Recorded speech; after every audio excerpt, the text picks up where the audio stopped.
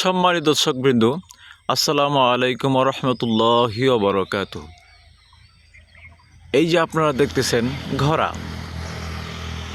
ঘোড়া বাজার একেবারেই মূল্য কম অন্যান্য পশুর তুলনায়, কিন্তু আজকে ঘোড়াকে কাজে লাগিয়ে বৃহৎ কাজে লেগেছে। যেমন এই যে দেখতেছেন ঘোড়া দিয়ে হাল চাষ। এই ঘোড়া প্রতিদিন হাল চাষ করতে পারে 1 একর পর্যন্ত। আর বর্তমান প্রতি বিঘা এক চাষ 1000 টাকা।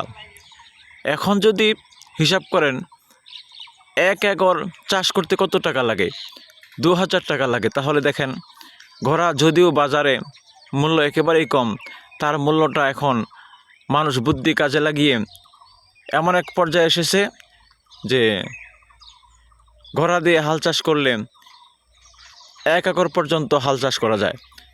তার মানে প্রতিদিন 2000 টাকা কামাই করা সম্ভব।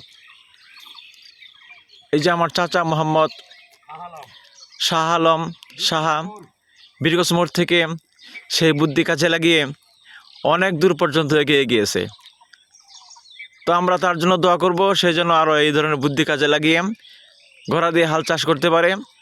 আর তার প্রেক্ষিতে ঘোড়া এক ভালো স্থান দখল করবে আমি মনে করি।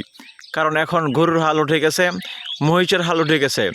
এখন যেহেতু দেখা যাচ্ছে যে বাংলাদেশে